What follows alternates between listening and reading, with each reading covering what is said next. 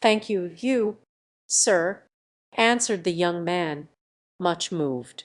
They arrived that very moment at the gate of the town, guarded by two sentinels. "Here comes a young gentleman," said one of them, "who seems as if he were going to join the army." "How do you make that out?" inquired Athos. "By his manner, sir, and his age. Has the second today. Has a young man, such as I am, gone through this morning?" "Then?" asked Raoul. "Faith, yes, with a haughty presence, a fine equipage such as the son of a noble house would have. He will be my companion on the journey, sir," cried Raoul. "Alas, he cannot make me forget what I shall have lost."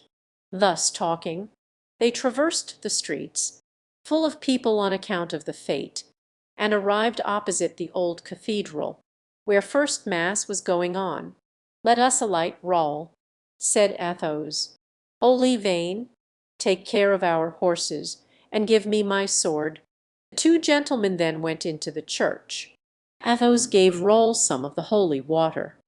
A love as tender as that of a lover for his mistress dwells, undoubtedly, in some paternal hearts toward a son. Athos said a word to one of the vergers, who bowed and proceeded toward the basement. "Come, Raoul," he said, "let us follow this man." The verger opened the iron grating that guarded the royal tombs and stood on the topmost step, whilst Athos and Raoul descended. The sepulchral depths of the descent were dimly lighted by a silver lamp on the lowest step, wrapped in a flowing mantle of violet velvet, worked with fleurs de lis of gold, a catafalque resting on trestles of oak. The young man, prepared for this scene by the state of his own feelings, which were mournful, and by the majesty of the cathedral which he had passed through, descended in a slow and solemn manner, and stood with head uncovered before these mortal spoils of the last king, who was not to be placed by the side of his forefathers until his successor should take his place there, and who appeared to abide on that spot, that he might thus address human pride, so sure to be exalted by the glories of a throne: "Dust of the earth, here I await thee." There was profound silence. Then Athos raised his hand, and pointing to the coffin, "This temporary sepulture is," he said, "that of a man who was of feeble mind, yet one whose reign was full of great events, because over this king watched the spirit of another man, even as this lamp keeps vigil over this coffin and illumines it.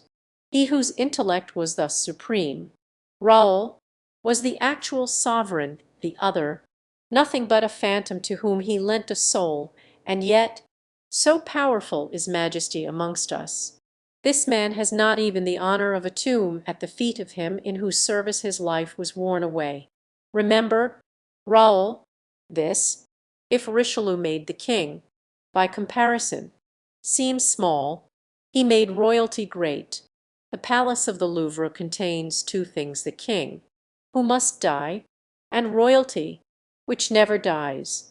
The minister, so feared, so hated by his master, has descended into the tomb, drawing after him the king, whom he would not leave alone on earth, lest his work should be destroyed. So blind were his contemporaries that they regarded the cardinal's death as a deliverance, and I, even I, opposed the designs of the great man who held the destinies of France within the hollow of his hand. Raoul, learn how to distinguish the king from royalty. The king is but a man, royalty is the gift of God. Whenever you hesitate as to whom you ought to serve, abandon the exterior, the material appearance for the invisible principle, for the invisible principle is everything. Raoul, I seem to read your future destiny as through a cloud. It will be happier, I think, than ours has been. Different in your fate from us, you will have a king without a minister, whom you may serve, love, respect.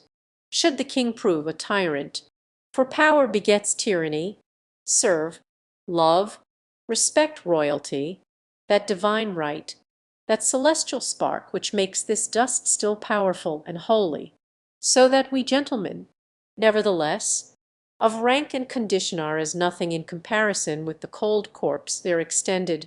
I shall adore God, sir, said Raoul, respect royalty, and ever serve the king. And if death be my lot, I hope to die for the king, for royalty and for God. Have I, sir, comprehended your instructions?" Athos smiled. "Yours is a noble nature," he said. "Here is your sword." Raoul bent his knee to the ground. "It was worn by my father, a loyal gentleman. I have worn it in my turn, and it has sometimes not been disgraced when the hilt was in my hand and the sheath at my side. Should your hand still be too weak to use this sword, Raoul, so much the better, you will have the more time to learn to draw it only when it ought to be used." "Sir," replied Raoul, putting the sword to his lips as he received it from the count, "I owe you everything, and yet this sword is the most precious gift you have yet made me. I will wear it, I swear to you, as a grateful man should do. 'Tis well, arise. The comte, embrace me." Raoul arose and threw himself with emotion into the count's arms. "Adieu," faltered the count, who felt his heart die away within him. "Adieu, and think of me."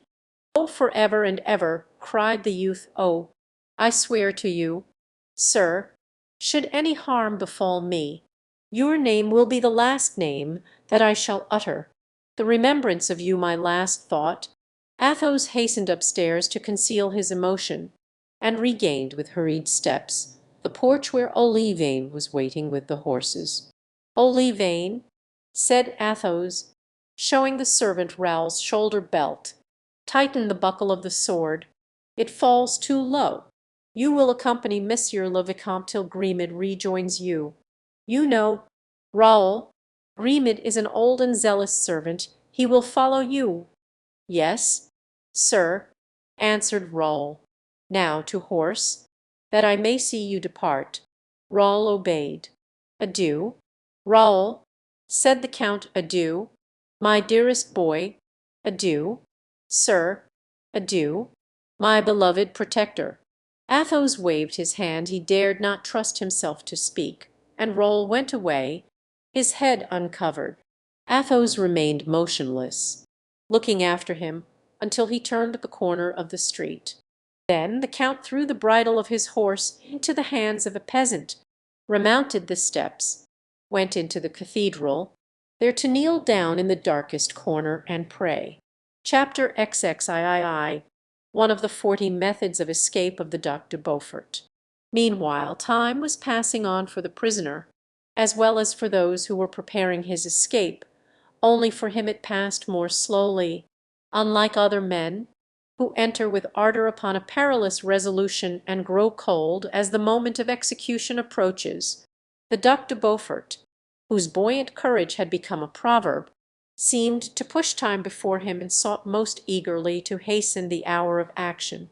In his escape alone, apart from his plans for the future, which, it must be admitted, were for the present sufficiently vague and uncertain, there was a beginning of vengeance which filled his heart. In the first place, his escape would be a serious misfortune to Monsieur de Chavigny, whom he hated for the petty persecutions he owed to him. It would be a still worse affair for Mazarin, whom he execrated for the greater offences he had committed. It may be observed that there was a proper proportion in his sentiments toward the governor of the prison and the minister toward the subordinate and the master.